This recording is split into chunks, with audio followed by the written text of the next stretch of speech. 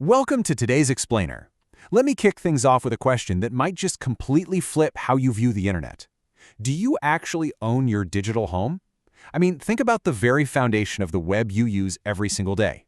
You put your credit card in, you register a shiny new domain name, build your website, and naturally you think, okay, this is mine. But what if I told you that absolute ownership on the current web is, well, it's literally an illusion? It sounds crazy, right? But looking at our source material for today, it's a pretty shocking reality. When you quote-unquote buy a domain name right now, you are absolutely not buying property. You're actually just renting it. The documentation points out that you're essentially signing a temporary lease with a global monopoly, and the terms are strictly dictated to you. You're subject to annual fees, arbitrary price hikes, and this constant underlying threat that your site could just be revoked. You see, for nearly 40 years, the Domain Name System, or DNS, has been the ultimate directory of the web.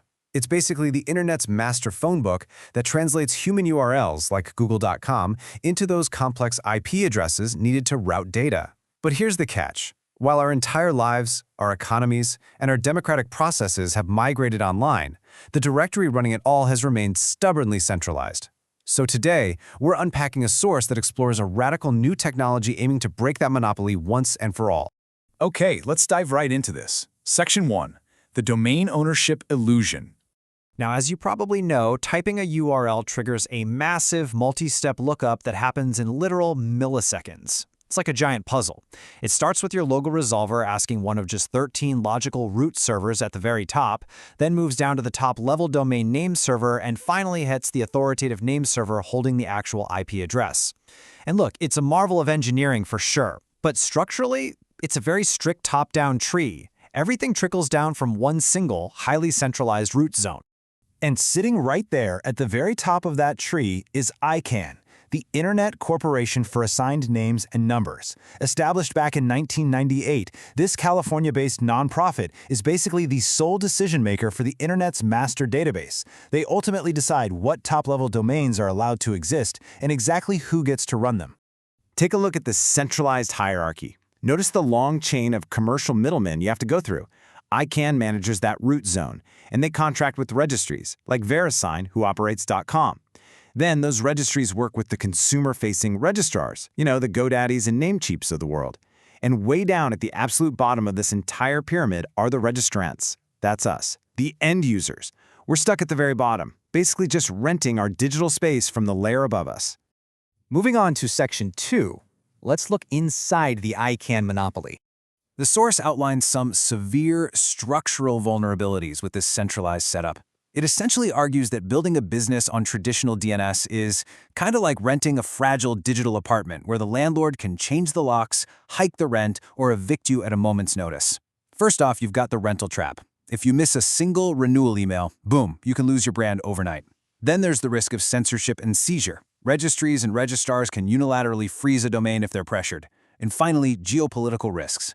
Because the root zone is legally bound to U.S. jurisdiction, domains can be seized via Department of Justice court orders served directly to the registries. It makes the root zone this massive, global single point of failure. Now you might be wondering, what if I just bypass all this and create my own custom top-level domain? Well, to do that, you have to navigate ICANN's complex application rounds. And historically, those only happen once every several years. Oh, and the base, non-refundable application fee? It's a whopping $185,000. No joke. So, to put that into perspective, true digital ownership is priced exactly like a literal starter home. The source argues this creates massive artificial scarcity, basically reserving top-tier domain ownership exclusively for multi-billion-dollar conglomerates. And this brilliantly illustrates our next part, Section 3, the Web4 paradigm shift. At the absolute heart of this shift is the link-spread name service, or LNS. So LNS is a Web4 domain framework operating over a completely new protocol, Web4://. The source describes its design philosophy as the technological antidote to the ICANN model. It's designed to completely bypass those traditional registries and that vulnerable root zone to create a free, infinite directory system. The whole goal here is to return absolute sovereignty and lifetime ownership directly to you, the user. Check out this architecture showdown.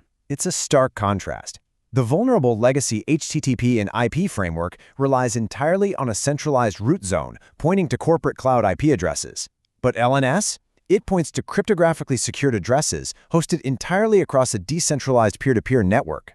So according to the framework's design, there is literally no central server to seize, and no single entity that can just arbitrarily take your site down. So, the crucial point is, how does LNS actually work? That brings us to Section 4. I mean, how do you map the entire internet without a central phone book? The source details what's called the Free FTLDs initiative. Under LNS, that ridiculous $185,000 application fee is completely eliminated. Anyone can create an unlimited number of custom top-level domains on the fly. Whether you want .wave4, .idk, or .yourbrand, you register it instantly. There are zero gatekeepers, no waiting periods, and zero application fees. And the best part, because it's written directly to a decentralized cryptographic registry, it is totally immune to being revoked, deleted, or modified by any central entity. Not even Linkspreed itself can touch it once it's yours. But wait, without an ICANN root server, how does the network actually know where to find your new address? Well, that is solved by Helion. Helion is Linkspreed's dynamic peer-to-peer routing layer, and it serves as the self-healing backbone of Web4. When someone requests a Web4 address, Helion performs the lookup across distributed nodes with virtually zero latency. It's completely autonomous. If certain nodes are blocked or get knocked offline, the surrounding peers just dynamically route right around the disruption. It essentially guarantees uninterrupted access. Furthermore, your domain isn't just linked to some basic WHOIS contact form that anyone can fake. Instead, it is mapped to your Universal Digital Identity, or UID. Your UID is a biometrically secured cryptographic anchor that belongs exclusively to you. It mathematically ties your domain ownership directly to your biometric core. This is a massive deal because it's designed to inherently prevent fraud, bots, and domain hijacking attacks. The math ensures no one can compromise your domain simply because no one else possesses your exact biometrics. Let's move to Section 5 and see how this builds into a comparative deep dive.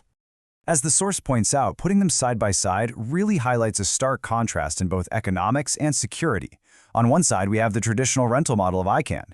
You're stuck paying high annual subscriptions for a simple second-level domain, facing some pretty real censorship risks, and relying on easily faked identity verification. But look at the LNS model. The TLD cost is zero. The annual renewal fee? Zero. It's permanent lifetime ownership. The censorship risk is practically neutralized because of the cryptography, and identity is locked down via biometric security.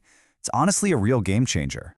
Now, a super common concern with new decentralized tech is that it'll just live in an isolated silo, or you'll have to use some clunky browser extension that completely ruins the experience. But the source reassures us that LNS is fully compatible with modern frameworks like React and immersive 3D WebGL environments. Plus, it features native multi-network bridging. This means developers can seamlessly point legacy Web2 domains straight to their Web4 resources, ensuring that everyday users get a totally smooth transition without missing a beat.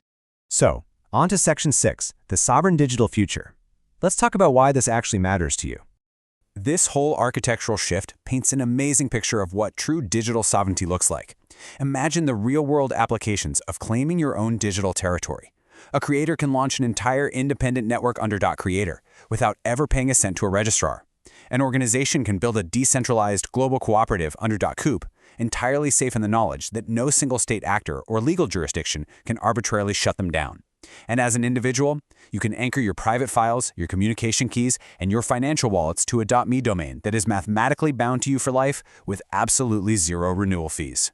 By combining decentralized Helion routing, biometric universal digital identities, and the robust structure of Web4, the source material leaves us with this incredibly powerful concluding thought. The era of digital land-tenancy is coming to an end. The era of digital self-sovereignty has officially begun.